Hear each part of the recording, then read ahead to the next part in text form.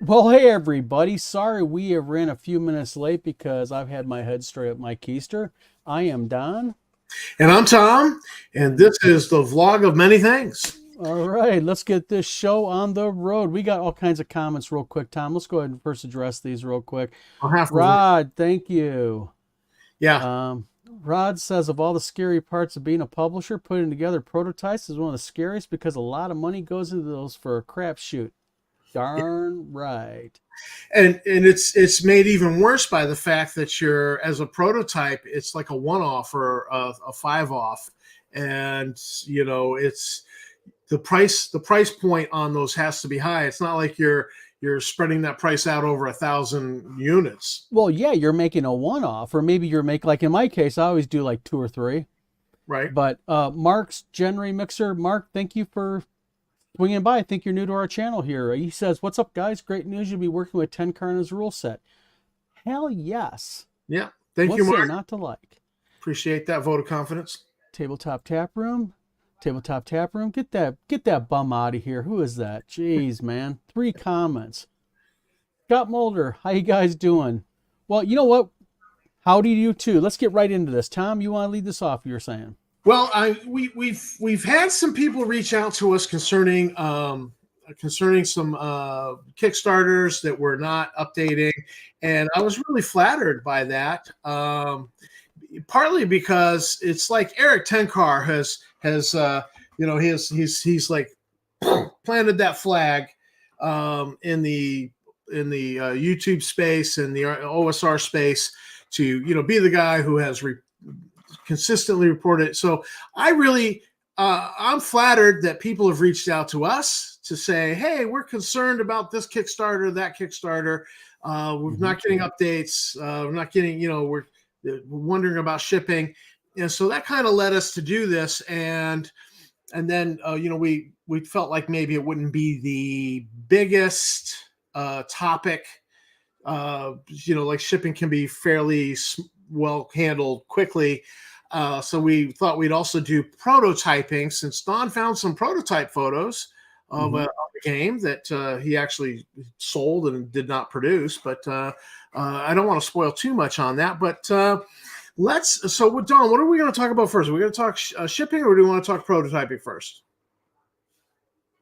You know what, honestly, I'm going to switch this up. Let's talk about shipping first because shipping is the quickest and easiest way to deal with this. And I think shipping will be real easy for people to kind of grasp on because a lot of people don't understand about shipping. All right. Well, there was a Kickstarter that updated that they had a 40-foot by 48-foot pallet coming from China, and it was for a card game. And I'm thinking, like, 40 by 40 foot. That's like 1,900 square feet. That's like that's a little bit bigger than the house my grandfather built that's attached to this edition I'm in Well, right now. I will give the creator grace here, okay? I I think think he meant inches. yeah. All right. All right. So I'll give the creator grace on this, that, inches, feet, because to be honest with you, I mean, if he bought a container load full, and that's what it'd be, a container load literally full of cards, he's got a lot of excess stock, but Yeah, he's got a 1,900 square foot house on a yeah. pallet coming from China. But Uh, but the thing that people have to understand about shipping, and Rod, you've done international importation and all that, but a lot of people have not. And I want to explain a little bit about, for those of you who do not understand what this is all about. First of all, um, I'm sure everybody has ordered something from China and they got it from China. Maybe you ordered a mixer or you ordered a game from China, something like that. But for game companies, when we import, like with me, I import paper, I import cardstock. And for my last Kickstarter I did, trying to be proactive, I went ahead and dealt with a game company and had them manufacture and ship them to me. And what you have to understand is I've got a lot of questions because the Kickstarter has been delayed. And now we're at the point where it's been released by customs security, but it's on hold because they're shipping storage fees. And people are going to me, well, Don, why don't you just pay them? Well, because it's over $3,000 in storage fees right now. Holy cow! And And the most important thing to understand is my shipping deal with them was what they call, and I want to get this right because this is very, very important to understand, is, While and let's you see pull that up, let if I me can answer hold this up. Waybear's. Oh, I Let can't me hold it answer up. It's too Rod's big. question while you look that up. Go ahead. No, you're fine. He says it's weird how I can't see all the comments. Like I can't see tabletops comments until they show up in the video. I think that might be a function of the fact that I'm not on YouTube commenting in the live stream comments. I'm on StreamYard right now commenting, and so I just Yes. figured my comments would show up. Yep. So something new. I didn't know it would go Yeah. that way, but now we've learned something new. Yep. So I should probably open a second tab of YouTube over here. Yeah. The No comment. problem. So apologies, Waybear, Rod. That's my We're bad. being. Now we've learned. Yep. Yep. All right. For those of you who do not understand something, is when you do importation from overseas, okay, and you'll see that you'll get, for those who are thinking about dealing with China manufacturers, you'll see that they are very astute at being very detailed about their estimates. They'll list out what kind of card stock it is, millimeters, everything. At the very bottom, it'll say shipping. And what a lot of people ignore is it'll say like shipping to, in my case, 979 Wagner, Battle Creek, Michigan. But then there's a 3-letter little code next to that. And in mine, it said DDU, David Uniform. Now, why is DDU so important to me as a individual who's importing games from China or importing anything from China? Because those 3-letter digits determine whether or not they're guaranteeing you and they're charging you from their door to your door, or if they're just saying this is going to US Customs and at that point it's your baby. And so you're responsible for importation fees, taxes, or anything like that. And that's what DDU means. And for D20 Delving, my shipping code is DDU, which means it goes to my door. So the manufacturer is responsible for paying those shipping fees. So importation of goods into the United States is something that if anybody is a publisher and they think that they're just going to go ahead and slapshod import, you got to be really careful because some Chinese manufacturers don't want to take the chance and they'll do something like DDP or DAP. And what those codes basically mean is there's different codes. I mean, DDP basically the seller assumes the maximum responsibility and cost. So as an example, I import it from China. If it was DDP as an example, I would have to pay all the shipping charges as far as like holding fees, taxes, and all that. Right. So I always make sure mine say DDU. And if you are dealing with a Chinese company and they have something like DDP or DAP as the code, put your foot down and tell them that you won't buy it unless it's DDU, unless it's coded the proper way, and they'll change it. They will, because they want the sale. Yeah, well, I mean, they're just looking to dodge a bullet, and like that's that's kind of human nature, isn't it? Well, yes and no, but you have to understand something, and this is where we Americans have the edge over the Chinese manufacturers. There are so many game manufacturers in China. There are so many of them. They're scrambling for business, and you can use against them the fact that there's other manufacturers. Simply tell them, okay, I'm not mad, I'll just go to someone else, and you'll find it very quickly they'll respond to you. But this would be for a like if you're doing the full print run for a big Kickstarter. You would probably it's my impression that you would go to one of the domestic game printers for a prototype. Well, that's the problem. There aren't hardly any domestic game manufacturers out there. Because the problem is, of the game manufacturers out there that are domestic, most have large minimums. Like as an example, Delano Games in my hometown, Battle Creek, Michigan. If you go to them and you say, I want a board game, they're going to tell you, we don't want it. They want a minimum of 2,500 units. So you have to go to places like, uh, oh, I'm trying to think of the name of the place. They're out of Wisconsin. Um, oh, I wish I plugged their business. Even though I make games, I plug their business. Basically, of the stateside manufacturers of games that will let you do one or two or three knockoffs, you'll spend $100 to make your board game. Right. You Yeah. know, Game Crafter. Game Crafter. That's what it is. But that does facilitate, playtesting, which is so important. I mean, we didn't plan to talk about playtesting, but I mean, you're fine. having those prototypes handy, help you with the playtesting so you can work out the kinks. Well, yes, but Elke Antioch says, isn't there one big German game manufacturer? Yes, there is. There's actually two large German game manufacturers, and one in Belgium, one in France. But the problem is, again, even if they're willing to make you one or two games, the shipping on that one or two games from Germany to the United States it's going to make the games over 150 bucks a piece. Yeah. So, and again, a lot of those manufacturers, they don't want to deal with small makers. They don't want to make one or two. They don't even want to make 500. It's not worth their time to fire up their machines to make that. And that's the reason why you have smaller manufacturers like Game Crafter who have found their niche. Right. Game Crafter does not sell games to serious game publishers who are doing mass runs. Their bread and butter is that probably 1 to 25 units. The guy I'm gonna throw a name out there, Mick McArt, who deals with clown shoes manufacturing out of North Carolina. They go ahead and they only want to buy 10 or 15 or 20 because they're selling them at a craft show. Right. But serious publishers who want to put out serious, it's like with D20 Delving. I did a low run with them. I did 500 units. That's an extremely low run.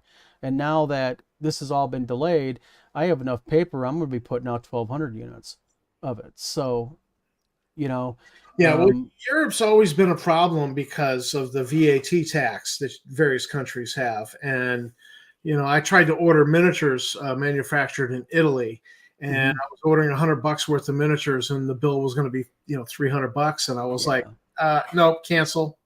I'm not doing that. Well, again, you have to understand, game manufacturing, why is China the place a lot of guys go? Why? Because number one, and I'm not knocking a country here, but there's a bona fide fact is they're known, they don't pay their workers anything. They're subsidized by the Chinese government. So they're paid basically a stipend to keep prices low. And they're allowed to do that because they also, a lot of times, these factories have large housing units that are part of the factory and workers live there. Mm-hmm. And you basically walk, 150 feet to the manufacturing floor. They feed you, they do everything, and then you go to bed and you come back to it the next day because it's a different mentality of how people work over there. It's almost like slave labor. It's exactly like slave labor over there. You're on the plantation and yeah. So, but the thing that people do not understand who've never manufactured games, like we manufacture games, and people go, well, like with us here in later on 2024, when we move in July into our new our building and headquarters, we're going to have dedicated POD we're going to offer people. And we're going to do that 1 to 25 units if you want that. But what you have to understand is like a binding machine. This is a good example. In order for me to bind, let's say Rod, I'm going to bind Rod wants 3 prototypes. And if I don't have anything else to do that week or that day, I have to pour the glue in the glue channel. I have to heat that glue up. And after I'm done making his 3 games, what do I got to do? I got to take 4 hours, strip the machine and clean it. Same thing with 12 color digital press that we use. We use Epson 12 color digital presses. We have 2 of them now. And the problem with that is that it's not like a standard printer in your office. When you're done doing a print run, you have to clean that machine. You have to clean all the print heads. You have to soak them in alcohol, 99% isopropyl alcohol. You have to clean them out real good and everything because that ink will dry very quickly in there. So that's why these manufacturers go, I want 500 units. It's going to make it worth my while to pay my labor to do it. Right. But the reason why Game Crafter doesn't do that is because Game Crafter has found their niche, and I'm not knocking. They got a great market plan there. You know, they're not looking for a guy who wants 500 units. They want that guy wanting 1 to 50, 1 to 25. 100 units is a big order for them for one game. Wow. Yeah. So, you know, Mark Gendry Mixer says, like hearing it's up one of the sausages made, this channel and Troll Lord Games have educated me on what goes into printing. You know what? A lot goes into printing. It's not just like you think, like, I'll just go ahead and print off a bunch of games. Well, I can say that I've learned a lot from Don that I'm like, oh, I didn't realize, you know, and it's sometimes it is good to know what goes into the sausage mixer. Well, if you're going to become a publisher, a game publisher, my advice to anybody that is going to become a game publisher is learn about your product and how your product is made.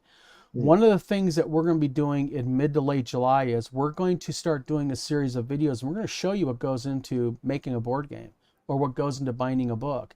And, you know, I get people all the time going, what do you mean a 12-color printer? Yeah, it's a 12-color process. We use 4 shades of black. You know, and people go, what? They don't understand that. So we're going to utilize Wizard Tower Games' page to educate people on what it takes to do that. And a thing we're thinking about doing is we're going to have webcams installed. So as an example, when your game is being manufactured, we're going to give you an access code and you can actually watch us printing and binding your game or making your board game or anything like that. Cool. Because we have samples of what they look like in prototype. Well, I can attest to a lot goes into binding a book, because back in the 2007, 2005 era, that period of time, I found a DIY thing on the internet about how to bind a book. And so I actually printed, because I didn't have a hardcover Star Frontiers Nighthawks rule book.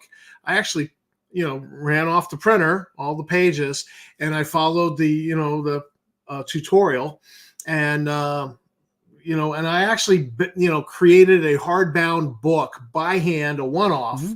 Yeah. And, and I have that. It's I was just looking for it here, but it's in the back craft room. It was a lot of work. Well, and Rod asks it's a not really that great quality wise. But the thing is, you get an appreciation of what it's like a little bit to make something. Oh, yeah. And Rod brings up a really good question. He says, also, the difference between RGB, CMYK, and why it's important you plan on printing stuff. Okay. For those of you who don't know, RGB is what your computer monitor's color is. Red, green, blue. Believe it or not, that's what makes up your monitors, RGB. But CMYK is what they call 4-color process. It's what us in the printing business will say, make sure that when you're designing your game product on your computer, you don't set it for RGB, you set it for CMYK. Because if you set it for RGB, it'll look one way, and when we print it, it could be radically different. That's why we always say, well, we'll make you 1 or 2 prototypes. Why is a prototype? Because just in case you made a mistake and colors aren't the way you like it, we can adjust those and do. So that's a really good point that Rod made. All the tutorials for Photoshop for working with like InDesign, they warn you about that.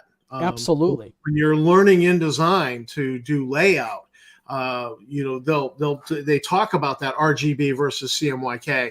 It's critical. And yeah, it's very critical. And that was my first clue to start paying attention to that, was just trying to do layout, work my way through a tutorial. And the guy was very educational. Of course, I've learned more from you in the process of our association. But yeah, it's it's true. I remember being a kid and sitting so close to the TV, I could see the little dots, the three little Yeah. color dots in there, and I'm like, oh wow, that's interesting. It's just three little colors, and they vary them. Well, and it's just like sometimes and people can answer this in the question in the comment section. You guys ever see like a photo of like book covers on a sheet, and you'll see in the bottom corner there's like a crosshairs, and you'll see little boxes that are like magenta and black and yellow and red color or off pink color. Yeah. That's CMYK, and those crosshairs and stuff what they call registration marks. Those are what happens. The computer locks onto those crosshairs, if you will, and it helps align everything properly. So when it's printing in the same with very little deviation.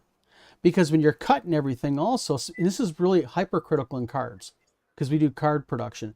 And when that card press goes down and cuts, 132 cards at a time, clunk, you want to make sure that it's lined up properly. You don't want to waste 132 cards at a No, time. but you do. You do a lot. But Elk of Antioch says, do you have any tips on how to make one board game for yourself? Is there any do-it-yourself method for making commercial quality game? Yes and no. My yes is you can go on Amazon.com and you can buy like a basic build your own board game kit. Okay. The board is different size boards. They're all white. If you have a large enough printer, you can print like most people don't though. Most people's printers will print the maximum of 11 by 17. Let me make a suggestion. Sure. If you need something big printed, you just load it on a thumb drive and go down to Staples, and they've Yes. got the print center, and the guy in there is very knowledgeable, and you could be like, you can talk about the quality of the printing you want with him, and he'll be like, oh, so you might want this level of printing. It'll be this much cost versus this much cost. And they're very helpful that way. And so, but also I would say not just go to Amazon, but I would go to Instructables. That was where I found the tutorial. I couldn't think of it for a minute there, but Instructables.com was where I found the tutorial on bookbinding and doing a hardcover book. And I thought, I'm going to do a hardcover Star Frontiers book. But of course, now Wizards of the Coast has released Star Frontiers in hardcover, 40-year-old game. They get it on drive-through. But, I did my first hardcover was I made it myself. But keep in mind one thing. Yeah. If you go to Staples, it's going to cost you $75 to print that board game piece of paper that you glue on top of the board. So again, you can make it yourself, Elf at Antioch, but the problem is it's not going to be cost effective. That's why you go to some place like, and again, I'm a maker, but I'm going to plug them. You go to, game makers, and you go ahead, or Game Crafter, and you go ahead and you just have them do it. They put out a solid product. They do. I've seen their products. They use good quality equipment. And yeah, you're going to spend probably for what you'd pay at Staples for that one piece for your board. You'll buy the entire game through Game Crafter. And when we're online in July doing POD, that's something that we're going to do also is we're going to offer people, like if you want to order just 1 or 2 or 3 games, we'll go ahead and do it for you. It's not a big deal. Elk Antioch also says, awesome, Tom. Thanks, that's cool. RGB Grandma, how you doing? Thank you for tuning in. So prototypes. All right. What Tom was alluding to before is that it's not any secret that I used to work with new TSR. Surprise. Yeah. which is something you've regretted ever since. Amen. But in all truthfulness, though, when I sold them the game Dungeon Crawl, I had already prototyped that game. And then you have the version that they had made. And I wanted to show you some photos of the differences in them. Okay. So TSR's Dungeon Crawl is the production game that they've gone to China. They've paid for 1,000, 2,000, 1,500 copies of the game, and yours is just the. Mine was what they call a 98%. You'll hear that term sometimes in game manufacturing. And that is what a 98% is when you got the game almost totally done. you make what they call a 98% copy, which is like 98% what production level would be like if I was going to give it to a store and sell it. What's the difference? The packaging is 100% spot on, but maybe you're just not sure about the way things look, the colors, the finish. That's why it's 98%. So let me show you something real quick. I will say the Lizard Man logo that I'm getting ready to show on one of the games is currently a trademark that is in dispute between Wizards of the Coast and or TSR Hobbies. I am not claiming ownership of that. I am merely showing it on this video, me and Tom are, for the purposes of education and for critical review. Now that I got that nauseating thing out of the way, all right, so this right here is basically my version right here, which I go more of a matte, and they went for full high gloss. And as you can see, the color differentials, and I'm just going to be blunt here. They both pretty much are the same layout, but as you can see, the colors are more brighter and more condensed on my version. And I think that it's a little bit more clear.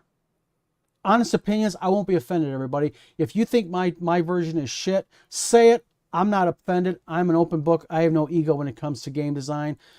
Rod says it's called the 98% rule because you find 90% of the errors that are setting it off printing. Amen.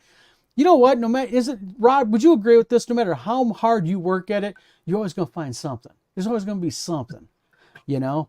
But basically, as you can see, the one on the left, which is our production copy, the blues are brighter. They're more cleaner. You could see her a little bit. The artwork was by a New Zealand artist named Matt Forsyth. Great guy, awesome guy to work with. Elka Antioch. Yeah, his name is Matt Forsyth. He is an awesome artist out of New Zealand. I'm noticing something here that I just now. Sure. It just jumped in my face just now.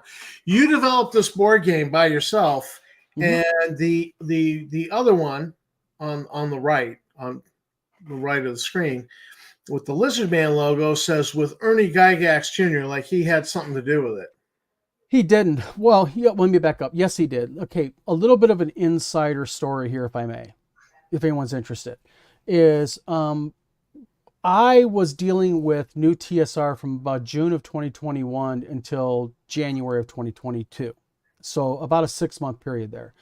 And I had sold Mr. Lanasa, the owner of new TSR, the game rights in December of 2021. And so for that 30-day corresponding period, Ernie did get involved, but what he did was he got involved in editing the game, changing the cards, adding to the cards. Justin Lanasa changed some of the cards. They did a lot of changing to the rules. They modified the rules. They basically TSR'd it, new TSR'd it. I'll just leave it at that. And this again, people go, why'd you agree to it? Well, you have to understand something. I explained this in another video is you got a couple different ways you can sell a game. You can sell a game where you have creative control of it, or you can just say lock, stock, and barrel is yours, and that's how I sold it to them.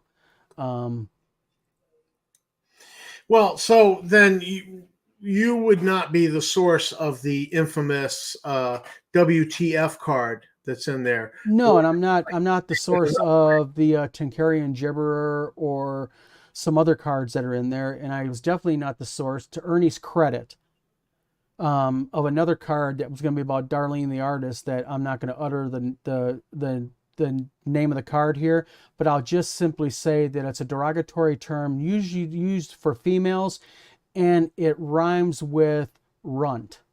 So you guys figure that out for yourself. Oh. That was a card that someone who I'll not name his name, we'll call him Voldemort for the sake of this video, wanted in the card. So, well, I want to comment on that. So Sure. Ernie put his foot down and said, you're not going to put in a see you next Tuesday card. Yep. Because, of his love and appreciation for Darlene artists, but he allowed a card mocking his own brother to go in. Yes. It seems odd to me because... well, the card in question real quick is called Lucius the Demon. And the reason why it's Lucius is, Luke's name is Lucius. I mean, that's just his name. I mean, it's not a secret. It's nothing, or anything like that. Real quick, Tom, let's get some comments here real quick. Mark's January Mixer says, at some time, could you discuss ways to obtain out-of-print or obscure games no longer available? Also, what would it take to get the rights to produce a dead game once again? I can answer these questions real quick. Wow. As far as out-of-print, obscure games, unless you find it on Craigslist, Facebook Marketplace, or someplace else like that, you're just not going to be able to get them. And for those of you who have files or scan, you see on eBay, especially older D&D modules, people scanning old modules and selling them, that's illegal. That's trademark violation. That's an IP violation. And you do that, let's just put it this way. I'll defer you to the Wizards of the Coast civil suit right now that is running almost $1 million in fees for Wizards of the Coast. Yes, they will go after you. So don't think that just because you're a small fry, they won't go after you. Step on their IP, yes, they will. Now, real quick, and rights to a dead game. My suggestion is if you know who owns the intellectual property rights to the game, it doesn't hurt. Reach out to them, say, I'd like to make your game again. Talk to them. Maybe they work a deal with you. You never know. Yeah, Rod says, that's a tough one, Mark. It really depends.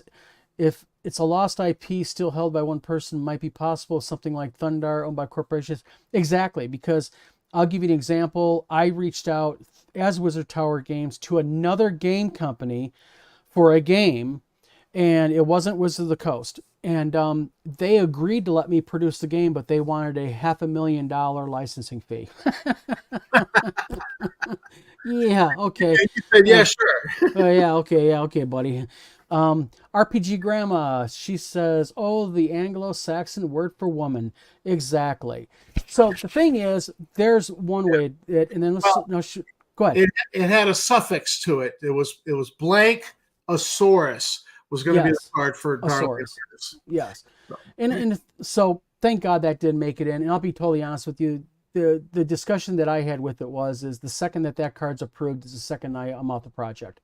And that was in second week in December. So, but it actually took Ernie putting his foot down. Ernie put his foot down pretty heavy. Yeah. Yeah.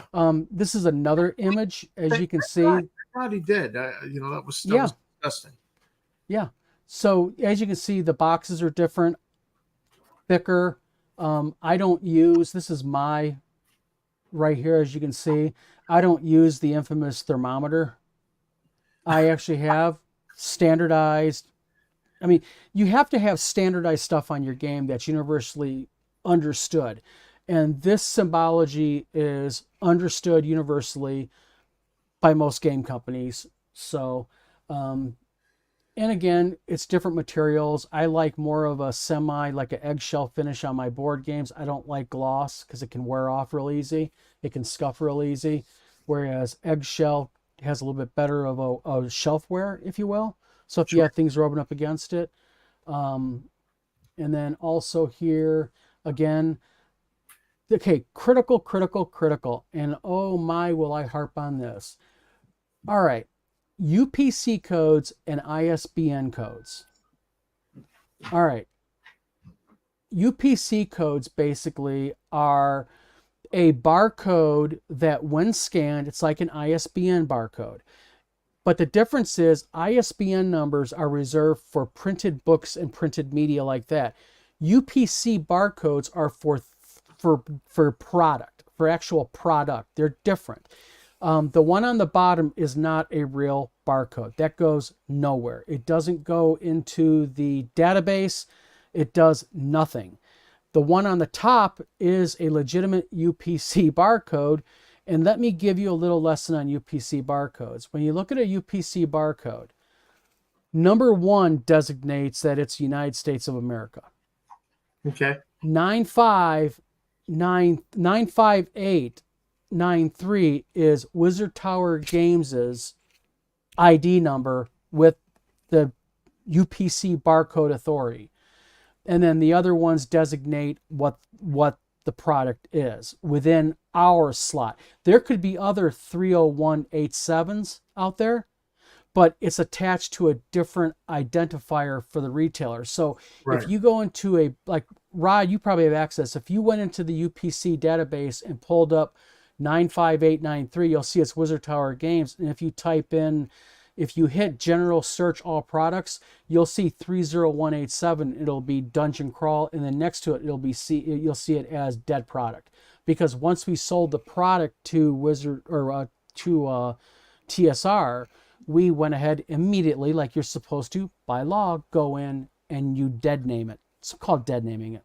So, also a couple of things. This symbology down here, as you can see, is on ours also.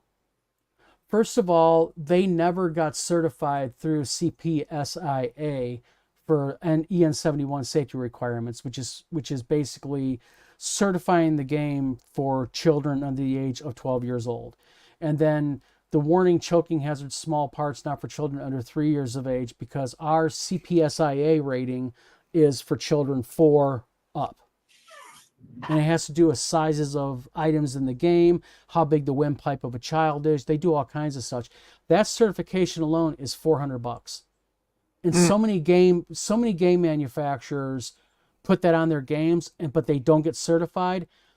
The problem is if I arbitrarily put that on a game, or anybody thinking about doing this for a living, don't put safety certifications on your game unless you're certified, because if someone gets harmed and they go and check to see if CPSIA certified this game and it's not, and you're found to have done this, number one, you're not covered under bankruptcy law, under bankruptcy protection. So when they sue you and you lose, you might as well just go ahead and move out of your house and sign it over to them and your car and everything else, because they get it all, because that's fraud. Plus, there's also another unknown law. And again, we're getting into some weeds here, but I think it's very important for those of you out there who are thinking about doing game publication as a profession. Stating that a game is safety certified and it not be safety certified is a felony.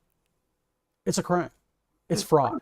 So can you scroll down? Show us the. So Yep.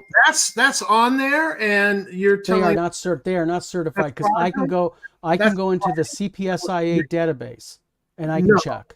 TSR LLC committed a crime? Well, I'm not, okay, for the sake of this video, I am not saying that they committed a crime. The only thing I am saying is this: if a game manufacturer puts false safety certifications on their games, that is a crime.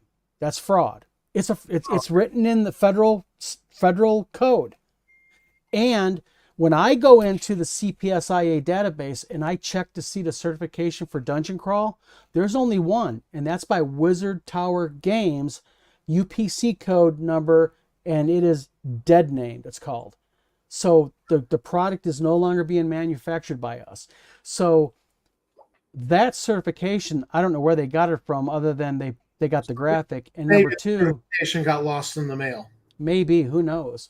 And then on top of that, this UPC code, I don't even know what it is. 91959. I mean, well, the 6, what would if 1 indicates made in America, what would the 6 indicate? Hard telling. I don't know. I'm not up on all the country codes. So, you just, this is a really good lesson here. And the lesson is this: look, I know that people like doing their passions. Okay. You do. And I respect anybody. In fact, me and Tom right now are talking to a young game manufacturer. Remember him earlier? Yeah. We're talking to him. Hey, we're talking to him. He's not listening, but we're talking to him. And the thing is, I respect any young person or old guy like me and Tom who wants to become a game publisher. It is a great business to get into. But I've said this in other videos, and I will harp on it to anybody watching this video right now. Listen, folks, if you're going to do it right. And well, with that particular game manufacturer, we determined that the game he published, it doesn't have a real ISBN number, and it's not in the database. And no, so none of his products are. One of are in his the database. was is that he could not get it accepted by distributors, and so he was blaming the fact that it kind of went into a little bit of political stuff with because he's a Native American, and it was and it kind of touched on history and Native stuff, and so Yeah. like white distributors don't want to carry my name, and I'm like, you don't have an ISBN, they don't want to Okay, carry my name. I'll be blunt about it, all right? That's a bunch of bullshit. That's trying to race bait people, and that's not being responsible for your own actions. Let's get into that real quick. Why would a place like Barnes and Noble want to carry your game, Tom? Let's say my game. Why wouldn't they? Well, let me show you something real quick, and this is extremely important for people to understand. And I get this argument all the time from people, and it is just, oh, hold on a minute. Let me find the bloody thing. All right. Let me real quickly just pull this Yes, up. Rod, that is true. What did Rod have to say? Read it out. I can't hear. Yeah, he's you're telling me that a company that uses Port City Kava LLC, a company ordered closed by the Revenue Department of North Carolina, to process online payments for DHS LLC, doesn't make sure that they have their I's dotted or T's crossed. Shocking. Yes, Yep. Rod, that is very, very true. And All right. not quite so shocking. All right, ladies and gentlemen, you're going to get the most essential training in if you want to get your game carried by online retailers or store retailers, more important, right here. So if you're a game manufacturer or publisher and you want, or you're an author and you want to make sure that places like Barnes and Noble and game shops will carry your stuff, watch this part. Your better half has arrived. Hi, Tammy. Hey, babe. Gentlemen, where? Any rate, all right. As you can see, there's this right here, okay? This is an ISBN number. It starts with 978-940-155 is my publisher ID number with Boker, my identifiers, the people who issue ISBN numbers. All right, you see the big barcode, and then there's a little one that starts with 51? Yeah. All right, this is critical. When you look at, and I'm going to pick on new TSR stuff, when you look at their ISBN numbers, they've got the big one and they got the little one. And the little one is 90000. It's like what they call a 90,000 number. Okay? But if you notice, mine is 51599. Okay, when Barnes & Noble grabs your book and they scan it, the scanner actually scans two numbers at once. It scans the big barcode, which tells it is, in this case, it is the Haunted Ruins, okay? And then it automatically will scan that smaller barcode, which is called an EAN number. Edward Alpha November, EAN number. And that is the price code. When it is a 90,000 price code, the price will always scan up as $0. That's why Barnes & Noble, you will never see a book in Barnes & Noble with a 90,000 price code barcode, that second barcode. You'll never see it in their store. How do you get a 90,000? Okay, what you have to do is you can go online and you can buy ISBNs and barcodes online from any myriad of resellers. Be careful. They're all, 99% of them are fraudulent. And the reason why I say that is because keep in mind one thing. When you see this barcode 978-1940155, that tells you 978 it's a book published in the United States of America. 940155 tells you that is that is Wizard Tower Games is the publisher. Okay. And then 12-8, or it can be 1-28. Really, you can put it any way you want. That tells you that product is the product key number. So when they look it up, they'll see that that's Haunted Ruins by Wizard Tower Games, all of that. And then the 51599 says that it is $15.99. That designates $15.99. 5 is the country code. It was published in the United States. Okay.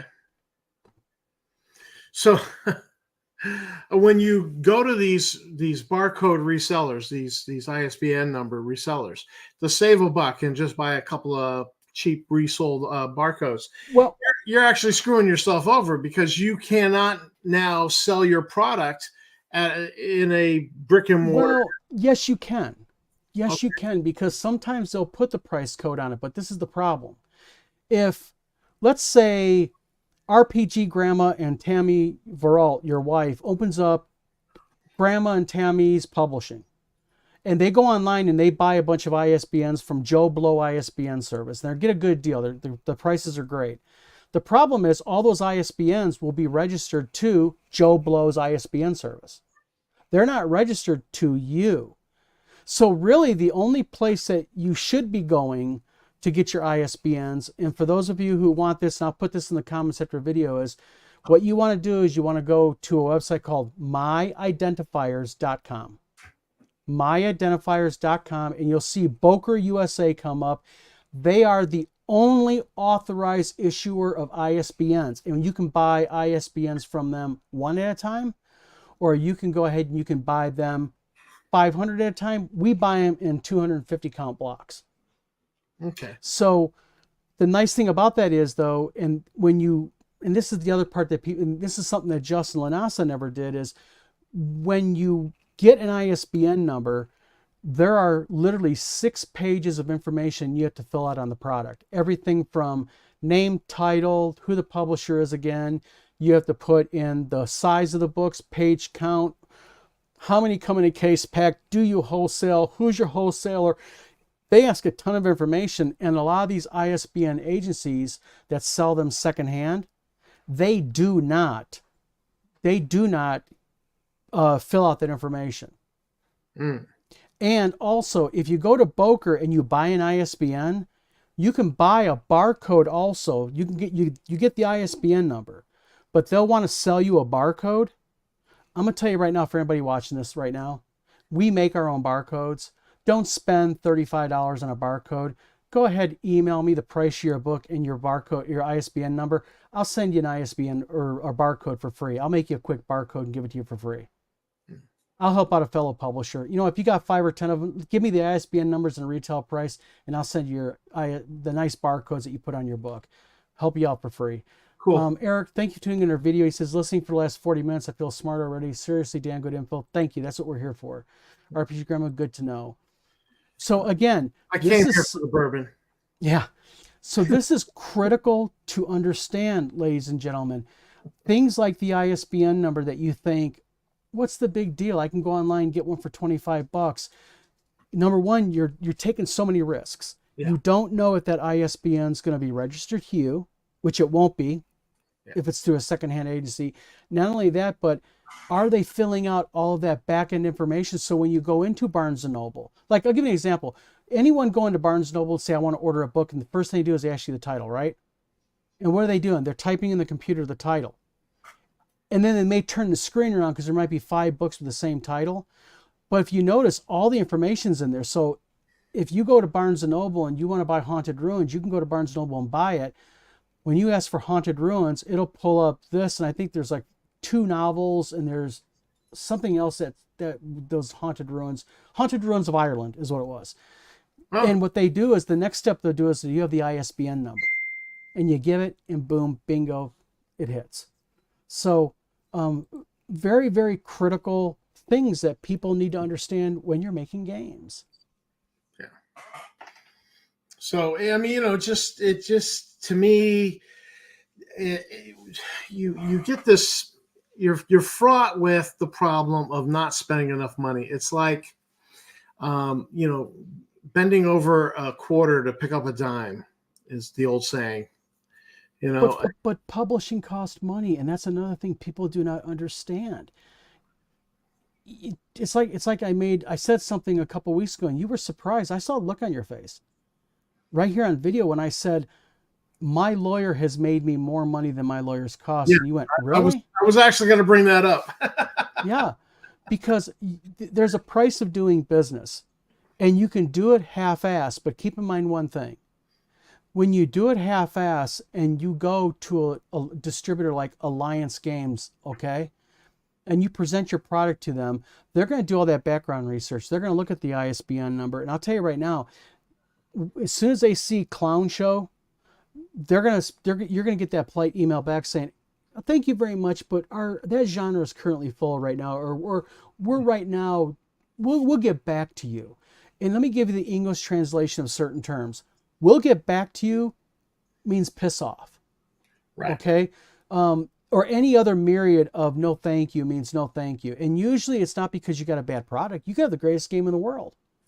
But if they see the fact that you can't handle the basics as a publisher, a proper ISBN, a proper UPC code, oh, you're saying you're CCFP certified, they're going to go in that database and they're going to look. And when if you're not, you're fraudulent.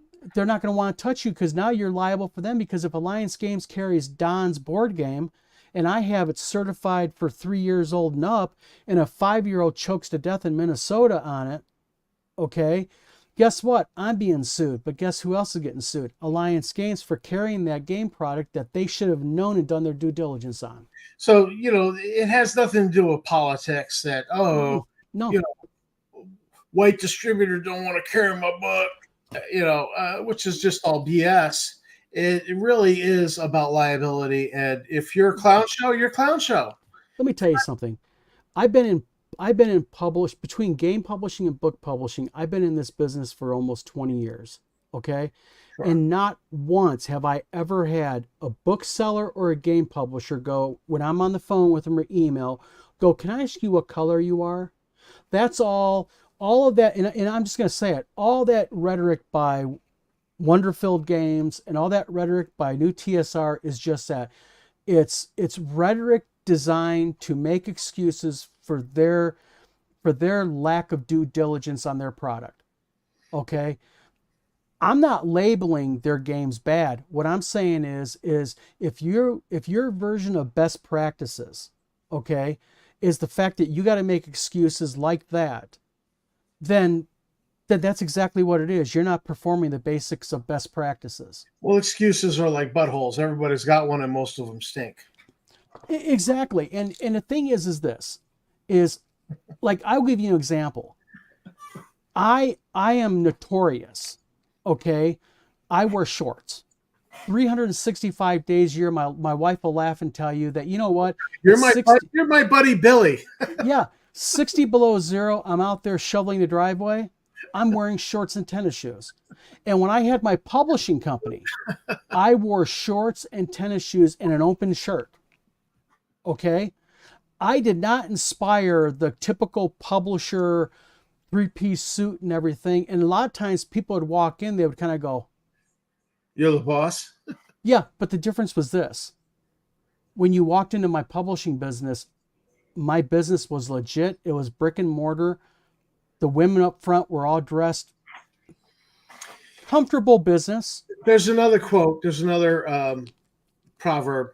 It takes more effort to do something wrong than to do it right the first time. Yes. And do not let don't blame your lack of knowledge and your lack of research, because without proper research, you're not going to have proper knowledge. Yeah. Okay. And this was something that, and I'm not going to name a game or company, but I used to associate with a game company in mid 2021 to the end of 2021, first part of 2022.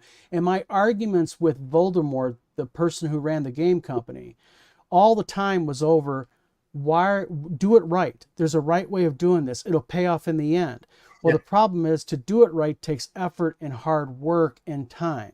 Like you, it right now in Michigan is 9 o'clock at night. When we're done with this video, I've got probably 3 more hours worth of work that I got to do, because I'm working with David Floor and I got to get him stuff for Zonk. Sure, I could go ahead and say I'll do it tomorrow. No, it's got to be done tonight. And that's the thing. If you're going to get into business for yourself, you got to know, you got to be able to say, you know what? I do want to go enjoy myself tonight, but you know what? I got work I got to do, damn it.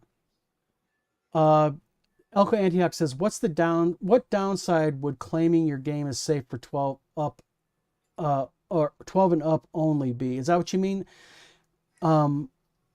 what downside would claiming your game is safe for 12 and up only? What's the downside of that? Well, as an example, I'll give you a good example of that.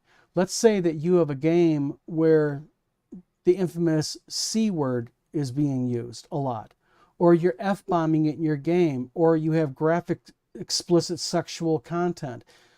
The problem is, yeah, do some parents not care? Yeah, of course. A lot of my wife teaches developmental kindergarten, and there's kids in that grade that have their own iPad at this age with open access to the internet.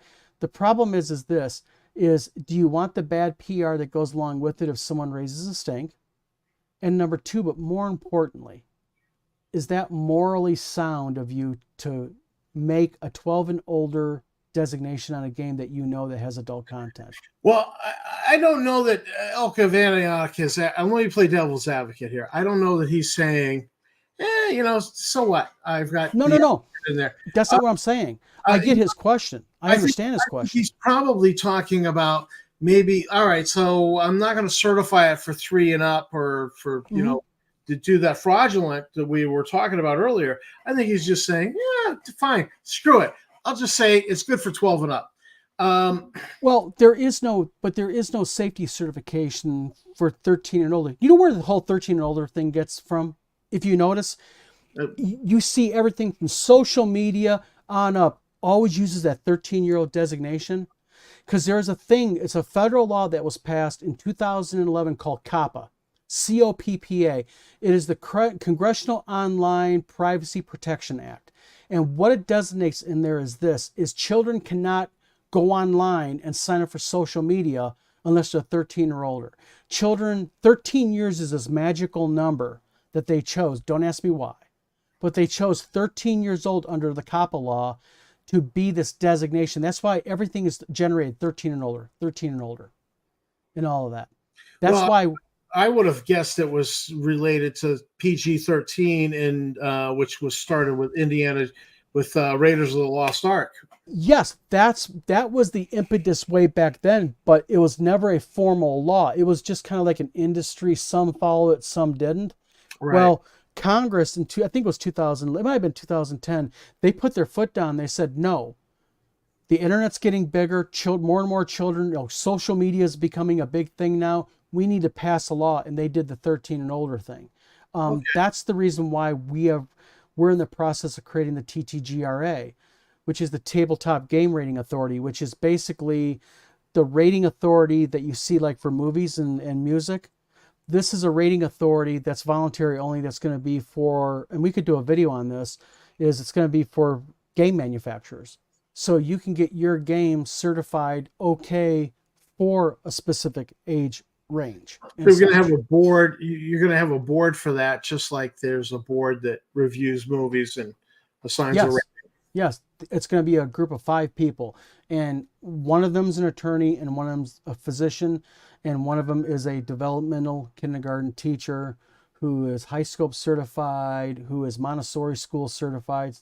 But also Scott Mulder, thank you for tuning in. He says, as a creator, if I want, for example, iWizard Tower to produce my game or book, what is the process? Well, what the process is number one, a video call or a phone call first where we talk about your product. Tell us about your product. What is it? What are your ideas for age range? Is it a board game? We learn about it. Then if it's something that we both want to continue on, then as an example, there's a few different ways you can do it. If it's ready to go, you got the art, the rules written, and everything else, we can take your product, get it edited, and manufacture test copies to get it in a play test. Or if you have just the idea and you have a rough idea written on paper, then what we can do is we can take that and we can then formally turn it into rules, and we can basically do it from stem to stern, A to Z. I want to interject something here. Sure. Concerning play tests. One of the things you absolutely don't want to do is you do not want to run your play test with friends and family. Because friends and family are going to say, oh, I love it. It's wonderful. It's great. And they're not going to be critical because they're friends and family. You need to take this out in the wild to a game store and run it with people who don't give 2 spits who you are, and we'll give you an honest eval of the game. And for those of you who want to do play testing in the wild, it's called in stores, if you want a form that we use, I'll happily give it to you for free. I want to help out as many game manufacturers and up and coming game producers as possible. It's a simple form that while they're playing the game, they fill it out. It's basically just their first name, their sex, and their age, because we need those 3 basic demographics. And it asks basic questions about the product. Tom, you made a good point. Friends and family, they're not lying to you, okay? They're not doing it to harm you. They do it because they love you. They care about you. Yes. And they don't want to hurt your feelings. But let me tell you something, and we're running into this earlier today, that young guy I was trying to help. I asked him a question. I challenged him on one of his things. Remember, he got upset at me. He called me nitpicking. As a game producer, okay, if someone play tests my game and says, I dislike your game, I'm not offended. My next question will always be, tell me why. Be constructive. I don't mind a 1-star review on Amazon. Where am I screwing up? Absolutely. Let's make it better, because that's the purpose of playtesting. Yeah. Mark Green Mixer or Johnny Mixer says, you're so knowledgeable in the industry, it's a head scratcher on why new TSR would not follow every suggestion you make to them. You know what? There's a basic flaw with many people, and I have a little bit of it too, okay? And that is, nobody wants to be told they're wrong. Nobody wants to be told, I'm never wrong. Yeah, exactly. Trust me, I deal with Tom all the time. He's never wrong. No, me and Tom and Eric are working on a game. We just had an hour-long video conference, me, you, and Eric. I thought it went great. Everybody was throwing ideas at each other. Nobody was offended. Nobody got butt hurt over silly stuff, you know. But Tom's right. You have to have the ability to listen to critique. You have to have the ability to have someone look at you and say, I just played your game and I dislike it. Why? And they lay out the reasons. And more important than not being offended, the most important part is you have to listen to what they're saying. Okay, you didn't like my game because of the rules were confusing. Okay, maybe, if I'm having 50 people play test the game and you're the only person that says that, chances are the rules are not an issue. Mm-hmm. But if I'm play testing the game and I have 50 people giving input and 15 or 20 people are giving input that the rules are confusing, there might be an issue with the rules, and I need to seriously look at that. And there's another aspect here that's really, really important, and I'm not going to name the game, but I recently helped a guy with a card game. And we didn't end up doing the project all the way through. And the problem that with this individual is a common problem, and that is they like it, so they want it in the game. But the problem is it didn't work because it was play tested here in Michigan. And I had like 60 some odd play test sessions, but people play testing it. And it came up, this issue with this one part came up in 2/3 of them. But because he liked that aspect of the game, he would not remove it. And it's like, you got to get past that. But I like it though. Great. D20 delving, there's things that I like. Tim went ahead and said, Don, this doesn't work, and this is the reason why. Well, guess what? The man has a little bit of mileage under his buckle. He knows what he's talking about. It might do me good to listen to him. So I did, even though it was taking things out of the game that I really enjoyed. Sometimes you have to be willing to listen to somebody with expertise that you don't have. And you have to be willing to say, all right, I hear you. I don't like what you're saying. In fact, it even pisses me off. But I understand that you've got more knowledge in this area. And that's why I married the good wife who's over there. Because I just determined after one failed marriage, I says, I want a smart woman. I want a smart woman. And she's got expertise in special ed, which is great because I have a daughter with special needs. She has educated me and I'm like, oh God, I wish I'd met you years ago. You know, you make a good point of something. And this is a fact. If you surround yourself, and I learned this at my publishing company, if you surround yourself with good people who know what they're doing and you listen to them, good things will happen. Well, wasn't that what Carnegie wrote about in his book, Yeah, How to so- Win Friends and Influence People, about like surrounding yourself? Was that Carnegie? I I could don't have know. this wrong. Yeah, I feel Carnegie like about it is. having Yeah. surrounding yourself with people who know more than you about the topic. That's critical, because that was one of the things that my publishing company we did. We had a Monday meeting and we had a Friday meeting. The purpose of the Friday meeting was to go, or let me back up. The purpose of the Monday meeting was to say, okay, Monday morning, 9 o'clock in the morning, they all sat around my desk in my office, all the ladies, and we said, okay, any problems on the horizon? Anyone have any issues with any customers, any clients? Do we have any forest fires we got to put out here coming up this week? We want all these questions answered. And then on Fridays, we always shut down at noon. We went 2 doors down to the saloon. It was called the Copper Saloon. And I would buy hot dogs and beer for all the ladies. And we'd eat hot dogs, drink cold beer, and we called it liquid lunch. And on Liquid Lunch Friday, we had the post week meeting. Okay, how'd everything go this week? How Is do I there sign up for that job? Yeah, but they loved it. And then after the meeting, everybody got paid. They worked with normal hours were till 5. We get done usually about 1:30 or 2. They'd all go home. They got paid till 5.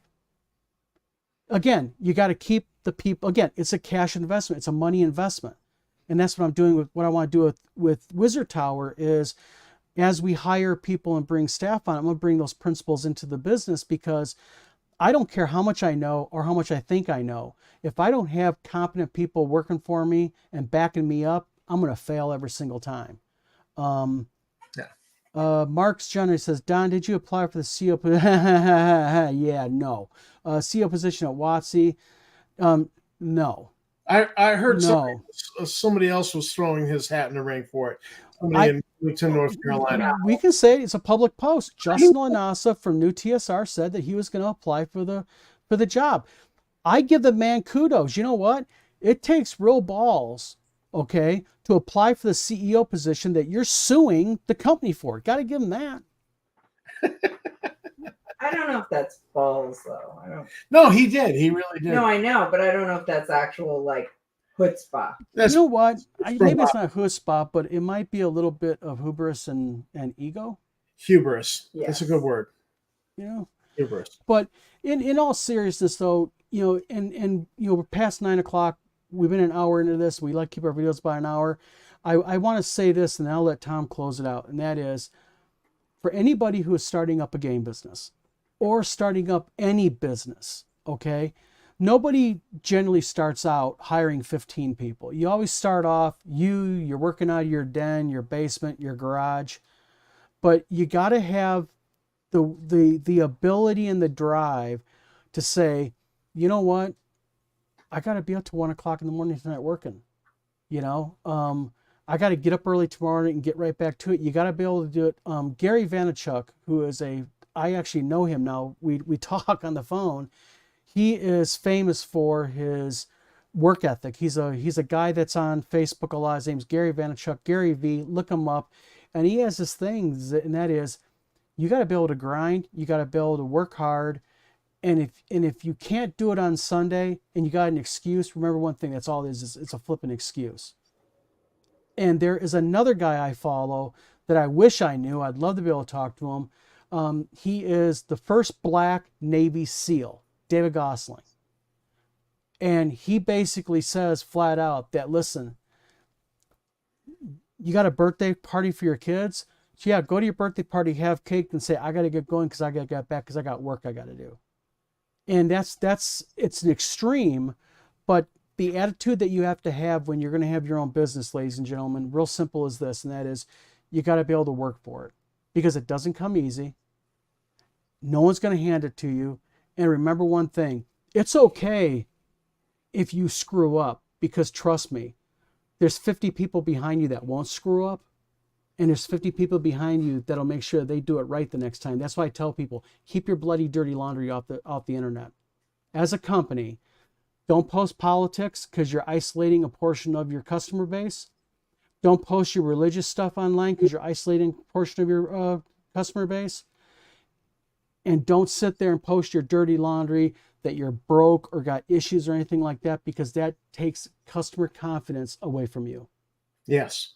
Agreed. You know, Yep. So you got to keep it clean, keep it positive, and just like with me, I got no problem giving out my form for free. I don't mind helping people out and making an ISBN barcode for them. I'll give you a barcode. I can make it 30 seconds. You run into those people who are like, I don't want any business if you're MAGA. I don't want any business if you voted for Biden. Yeah. I want all your business if you're MAGA, and I want all your business Absolutely. for Biden. I want to be a success. Yeah. I don't care who gives me money. Money, the color of money is green. It's not red or blue. And honestly, it's, and who cares? Yeah. When it comes to religion, who cares? Look, I have friends who are Jewish. Yeah. I have friends who are Mormon. I have friends who are Christian. I have friends who are Muslim. I've had arguments with many of them. Doesn't matter. It just doesn't matter. Well, I'll give you a good point about people and the inability, and don't become this way. Don't be this person. Any of you out there, don't be this person. That is, I have a friend of mine who has a Kickstarter going right now. And what he's doing right now is he's trying to figure out marketing. And we were talking earlier today on Facebook, and he was really frustrated because he was reaching out to online video creators. And he was like, hey, would you do me a favor to help me out? I've helped you out. I've liked and shared your page and everything. Could you just share my Kickstarter link? And he said every one of them wanted money to do it. Wow. And the thing is, don't be that way. Don't be that guy, okay? It doesn't hurt you to say yes to help out somebody, because you don't know later on where they're going to be, where they might be in a position to help you. Yeah. And, RPG Grandma says it's a ton of work and people don't get it. You're darn right it is. And Rod says, and by the way, for everybody, Rod is a game publisher and a talented one at that. He knows what he's talking about. He says, say that part about dirty laundry again. I know several people, decent people, who constantly make comments about how their life sucks. Why would I buy anything from you if I fear you're going to cave? Exactly it. And by the way, that's the lecture I give another creator online. We all know who you know who he is, Tom. And I tell him, stop posting your dirty laundry online. Stop telling people you're broke, because if you're broke and you're saying it, why are people going to invest in your product? Because now you're jeopardizing your product, because you're saying that you don't have the money. Because we're going to give you thousands of dollars and you're so broke that we got to buy you a coffee. There's not confidence. Exactly. And I sympathize with the man. Lord knows, okay? Me and my wife have been through hard times in our marriage and life, okay? Raising daughters. My wife was a teacher. I went through a period in my life where I was very ill, and literally my wife practically had to wipe my backside. I was so sick, and for a very long time. And money was tight. Anybody wants to think about dying. Yeah. Well, I mean, if you lived next door, we could have really been friends, but. Listen, I was a nurse's aide, but yeah, I don't do it for family. Okay, fine, whatever. Oh but the point I'm trying to make is that, I get the fact that money can be tight for people. And that's why I'm willing to help somebody. If you come to me and say, Don, listen, I need some help, man. I need some work done. I don't got any money. I'm just now starting up. We'll work something out.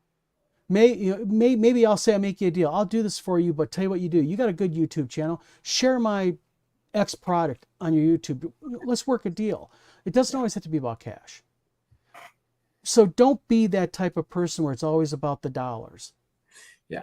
Helping your fellow man or your fellow woman out a little bit doesn't hurt you at all. It costs nothing for me to take 30 seconds, enter a barcode ID, UPC number, and give you a barcode. Yeah. So that's basically my spiel for tonight. I hope some people got some stuff out of me and Tom's video tonight, because we want to help. Yeah. And, me and Tom, and I can tell you right now about the man sitting next to me, we talk all the time, and he's willing to help anybody. And so am I. And yeah. And one more thing I'm going to say, and then I'm done. And you got the rest of it. And that is this. Far too many people get this idea that, well, I don't want to help him. If I help that guy right there, he's going to be a competitor of mine. And my thing to you is this, is if if you lack so much confidence in your own skills and your own product that you're worried about another guy taking your business, then you probably have crappy games and crappy product, and they probably will take your business. You've got to be that guy to say, you know what, reason I'm willing to help Tom, because although Tom's a talented game designer and Tom does his own thing, I'm confident in my game designs too. So I'm not worried about Tom, because plus a little bit of well-heeled advice. Guess what, folks? There's enough pie for everybody out there. Trust me. What was it they say? Forbes said that in 2022, tabletop non-electric gaming was responsible for something like $150 billion in revenue for companies. That's amazing. That is amazing. And don't sue the company that is responsible solely for 8.75% of it. And that's amazing that it's 8.57%. That means there's a lot of percentage out there to go around for everybody else. Exactly. And it's not just RPGs, it's board games, it's war games, it's just cool stuff, card games. And rising tide lifts all boats. But and I'm always into the into having the nice quotes. That's kind of me. My Little new buttons. job at the school system, I'm always putting a quote on the board. And now I got like 3 or 4 boys who are like, can I write the quote? And they come in with their own quote, and they're like competing with each other to put their own quote up on the board. And they have good quotes. And so I'm like, yeah, it saves me effort. So go ahead. I let them fight it out. But look what you did. By doing something so small, you instilled in them. They're literally on the way to school in the school bus going, what kind of quote can I use? They're looking up stuff from Tupac and from exactly sports figures, and they're coming up with really good quotes. And I'm like, wow, I would have never come up with that quote. Yeah. RPG Grandma said real quick, the company that committed industrial espionage against my parents' company always was poor quality. That's right. And see, that's another thing. You can set yourself apart by putting out a superior product, and maybe even if it's digital product. If you look at my modules that I put out, my game modules, I do certain things like I make it look like parchment. I do little things to say, what's the difference between Wizard Tower Games module and ABC Publishing's module? Little things like that. RPG Grandma also says, my parents didn't go after them because it would mean no competition. Exactly. Yeah. Tammy. Now I'm wicked curious. What were her man is absolutely a super educator. Oh, come on. Yeah. Bias. You are like, he's really killing it, and I'm super judgy about that stuff. I don't give out those accolades easily. You know what it is? I'm working with middle schoolers, and middle schoolers. But you are a middle schooler, and I am a middle schooler at heart. And I was warned that middle schoolers are buttholes. And I lived in Boston for so long, where we call ourselves massholes. And I'm like, middle schoolers, they're my people. I friggin' love this age group, and I'm having a great time with them. And so even though they can whine like little babies, it doesn't matter. I totally get them, and I really relate to them, and I really enjoy them. So yeah, but my last bit of wisdom is that I will give. And I say this with all sincerity, because everybody talks Sun Tzu. Have you read Sun Tzu? And then they do these Sun Tzu quotes. And I love Sun Tzu. Don't get me wrong. I've read Sun Tzu 4 or 5 times. Poor Richard's Almanac, written by Benjamin Franklin. And here's the point, is that he was pulling other entrepreneurs together, and they were talking about things. And they were like, what are you doing in your business that's working today? And so he was pulling these guys together, and he was getting them to come together and be like this brain trust of what is working for your company today. And Poor Richard's Almanac, honestly, I think it's better than Sun Tzu. I think it's worth reading. Poor Richard's Almanac by Benjamin Franklin. It's more timely. And yeah, Sun Tzu's great, but you really got to think about it. You really got to find a way to apply it. And yeah, it's great. Poor Richard's Almanac as a book of wisdom. And honestly, I would go with that. I'm always about the quotes. And it's just written as just little proverbs and quotes. It's fantastic. And if you dig into that, you will find wisdom there that you go, I'm going to do this today. And you're going to be like, that was brilliant.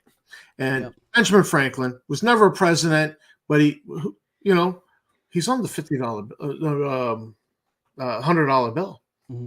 Well, my question is this: while we have 20 people watching, we have 20 people right now, 19 now opened up on the screen.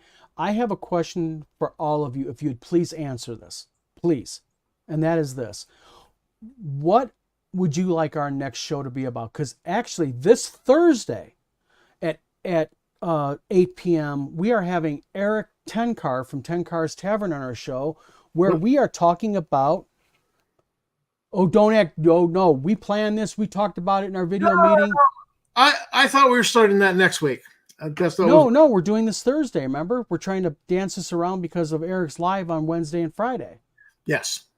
So what we're doing is we're going to be talking about Blades and Sorcery, the new RPG game that Eric has signed up for having Wizard Tower Games published. What? Might as well say it. We got a bunch of people online. Let me talk to the boss. Good wife. Yes. When are we driving to Massachusetts? As soon as you get your butt home. So you might want to on leave Thursday. a little early on. Oh. No, it's okay. He'll get there. So, we just have a master's graduation, our oldest. Well, how about this? My son is graduating with his master's degree. Okay, ladies and gentlemen, we're going to post tomorrow the time. It may be a little bit later. Eric's in here still going oof and smiley face. Eric, we'll get the time figured out. It may be 8:30, 9 o'clock due to Tom's scheduling and all that.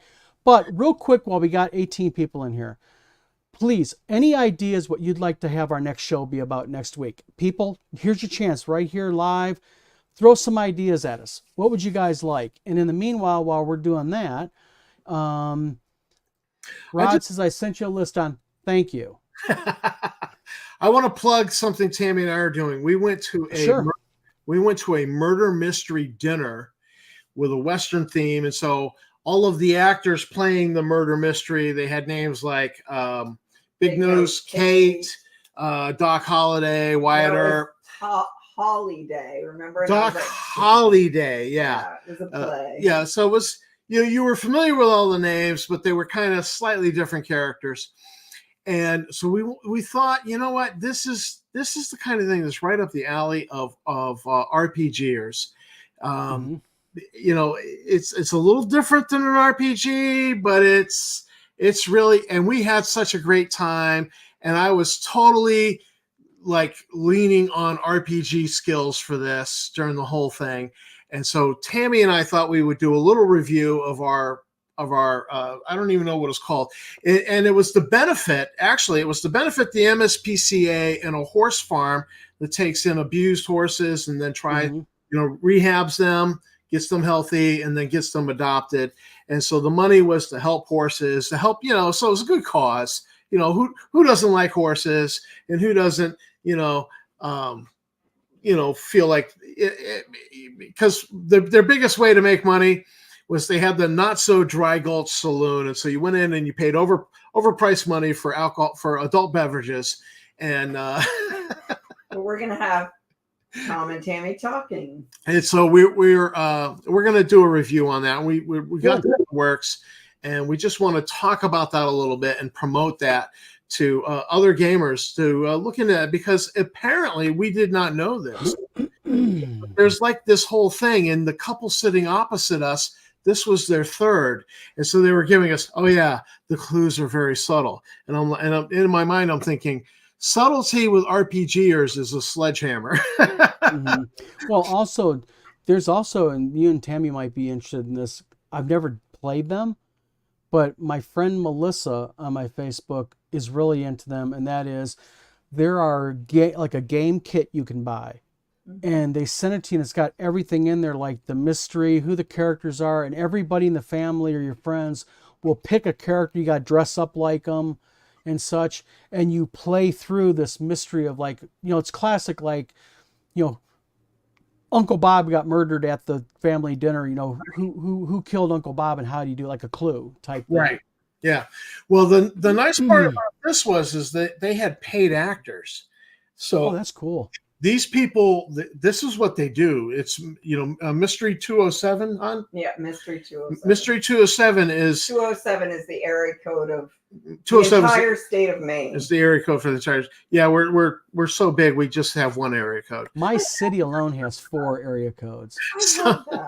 So they are very good at what they do. They're getting paid for this, and it was just great. And like everybody was showing up in costume, and you know it was fantastic. Although one costume was like pirate and wench and not Western, but you know that's okay. Who cares? So it's almost like a little side of LARPing in there. And I've never LARPed, but I did enjoy pulling on my alligator high cowboy boots and putting on a hat that was not exactly Western, but more turn of the century coal miner appropriate. But well, I think that basically what really needs to happen here is we got to figure out first, you know, for Blades and Sorcery, we got to do. Hold on. No, give me 5 minutes, okay? So basically, what we're gonna do is my wife threw on a train of thought. Derailed. Derailed big time. So we got to figure out, we'll get with Eric, we'll post the time on our Facebooks and everything. It's going to be between 8 and 9 o'clock. We're going to do it, talk about Blades and Sorcery, Light and everything, and explain the difference between Blades and Sorcery Light, and so on and so forth. And then, yeah, other than that, Tom, I think this video's a wrap, man. We're at an hour and a half. Yeah. Well, you know what? You guys might just go forward, and we'll be in comments. We'll be in the live stream comments if we're on the road. It depends on traffic. It takes about 4.5 hours to get there. Yeah, to get to where the stepson lives in Midwestern Mass. Okay. Yeah. So well, we got to go, because how often do you have a kid graduate with their master's degree? That's very true. Congratulations to him, by the way. So that's quite the feat to do. Yeah. So, well, everybody, thank you very much. Do me a favor. You're not sure if you're watching on Tabletop Tap Room, Wizard Tower Games, or the Vlog of Many Things, but wherever you're at, if you go down that bottom right hand corner and hit that like and subscribe, or at least just hit the subscribe button, that'd be greatly appreciated. We're both trying to grow all of our respective channels. Again, thank you everybody for posting comments and doing. Without you, this would be a 10-minute show, and I'm dead serious. I say it every week, but I mean it. Yeah, you know? And we appreciate the people who show up all the time. You guys are great. The support is absolutely what we need. And again, you know, if you guys have any ideas, if you have any thoughts on what you want to do, reach out to me or Tom. Say, hey, I have an idea for next week's show, or maybe a show. Throw it at us. Again, feedback. We don't know what you want. You know what I mean? Sure. So, everyone, much appreciated. So, on behalf of everybody, I'm Don. And I'm Tom. And this is the Vlog of Many Things signing off. Everybody, have a good, safe week. And by the way, tomorrow night, 8 o'clock, go to 10 Cars Tavern, and he has his midweek. Is Bad Mike on middle of the week one? Yes. Bad Mike. Yeah. And that's Talking Crit. And then it's Random Party Generator on Friday night. And then Saturday, of course, is Gamers some Help. Comments from Glenn Hallstrom on Friday night. I guess somebody contacted him. They didn't like him saying something. Yeah. Previous. And I'll just say that, remember one thing. If you're going to open up your big fat yapper, make sure that somebody doesn't have Discord video of what you're plotting against people. That doesn't apply to Glenn. No, not apply to Glenn.